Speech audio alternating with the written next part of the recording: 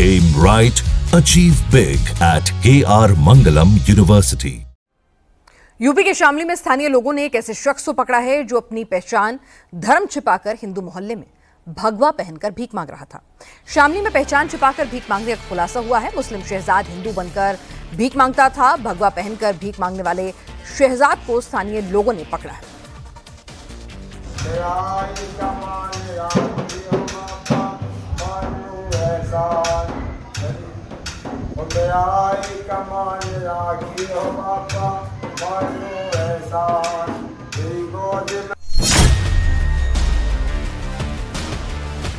बता अपना।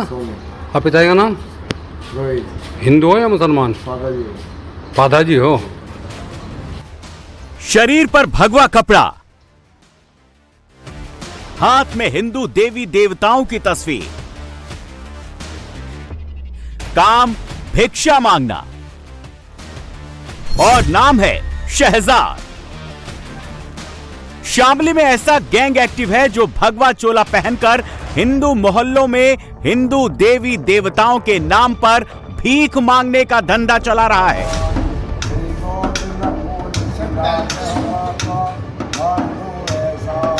शामली के झिझाना थाना क्षेत्र में कई ऐसे लोगों को हिंदू संगठन के कार्यकर्ताओं ने धर दबोचा जो है मुस्लिम लेकिन भगवा पहनकर भीख मांग रहे हैं। बता अपना। आप पिता का नाम? हिंदू हो या मुसलमान? पादाजी हो।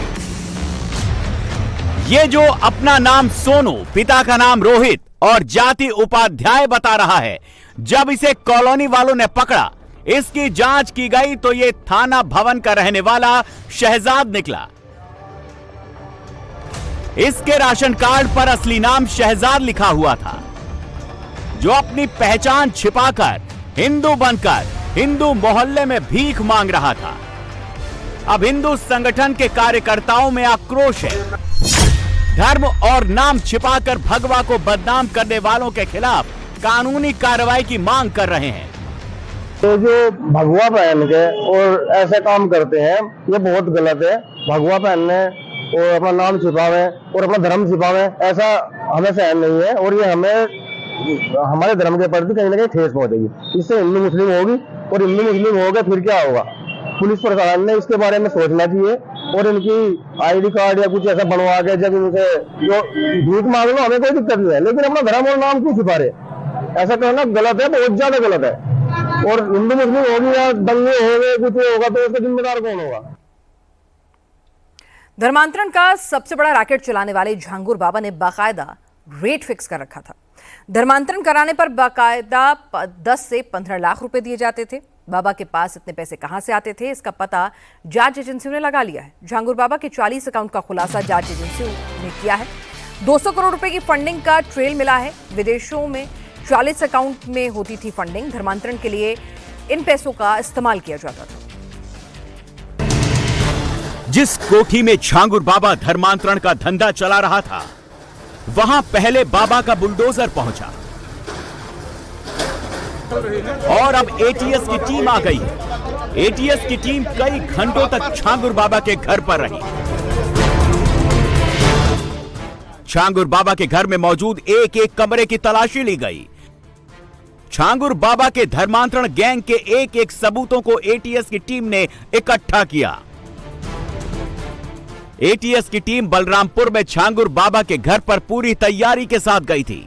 हाईटेक हथियार और बुलेट प्रूफ जैकेट्स के साथ गई। झांगुर बाबा विदेश से चंदा लेता था और देश में धर्मांतरण का धंधा चला रहा था। झांगुर बाबा के 40 बैंक खाते मिले, जिसके जरिए 200 करोड़ की विदेशी फंडिंग हुई। झांगुर बाबा के एक घर पर बुलडोजर चल चुका है, बाकी घरों पर कभी भी बुलडोजर दौड़ सकता है। धर्मांतरण के पैसे से बनाया गया हर एक आलीशान बंगले पर बुलडोजर दौड़ने वाला है। बलरामपुर में 40 कमरों का आलीशान घर डिग्री कॉलेज बनवा रहा था। घर के पास मौजूद 5 बीघा मजार की जमीन पर नजर थी। मुंबई पुणे में भी जमीन बंगला था। झांगुर बाबा के पास आखिर इतने पैसे आए कहां से कि महज 15 साल में वो करोड़ों रुपए का मालिक बन गया। यूपी पुलिस अब उस रूट तक पहुंच गई है। छांगुर बाबा का कनेक्शन 40 से ज्यादा देशों से मिला।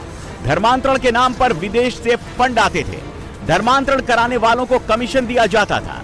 जांच एजेंसियों को 200 करोड़ का ट्रेल मिला। धर्मांतरण के लिए एक रेट कार्ड थे जो इनके एजेंट्स को धन दिया जाता था, काफ़ी बड़ी अमाउंट में था। जो फॉरेन फंडिंग हुई वो लगभग 40 अकाउंट्स में आई। इन सभी अकाउंट्स की जानकारी एटीएस को है। किन स्रोतों से यह धन प्राप्त हुआ उसके बारे में एटीएस लगातार जानकारी प्राप्त कर रही है। नवीन रोहरा से जमालुद्दीन बने छांगुर बाबा के 6 अकाउंट मिले। नीतू नवीन रोहरा से नसरीन बनी छांगुर बाबा के सबसे भरोसेमंद एजेंट के 8 बैंक अकाउंट मिले हैं, जबकि नवीन घनश्याम रोहरा के नाम से 6 अकाउंट मिले। इन सभी बैंक खातों के जरिए विदेशों से फंडिंग होती थी, फिर इन पैसों को धर्मांतरण में लगाया जाता था। ज्यादातर पैसे नेपाल के रास्ते फंड किए गए। फंडिंग के लिए काठमांडू समेत नेपाल के बॉर्डर वाले जिले नवलपरासी, रूपंदेही और बांके में 100 बैंक खाते खुलवाए गए थे और इन अकाउंट में धर्म परिवर्तन करने के लिए पाकिस्तान, दुबई, सऊदी अरब और तुर्की से पैसे भेजे जाते थे। जमालुद्दीन उर्फ छांगुर बाबा के खाते में 34.22 करोड़ रुपए जमा हुए। नीतू उर्फ नसरीन के 8 बैंक खाते में 13 करोड़ 90 लाख रुपए जमा किए गए, जबकि नवीन घनश्याम रोहरा के खाते में करीब 35 करोड़ रुपए विदेश से आए थे, जिनकी जांच अब यूपी एटीएस और ईडी कर रही है।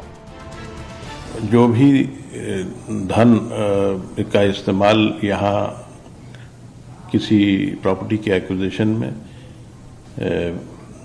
इलीगल एक्विजिशन में किया गया है, उन सभी प्रॉपर्टीज को या तो कानूनी प्रावधानों के तहत जब्त किया जाएगा अथवा उन्हें डिमोलिश किया जाएगा। छांगुर बाबा के गिरोह द्वारा काफ़ी समय से धर्मांतरण लगातार कराया जा रहा था।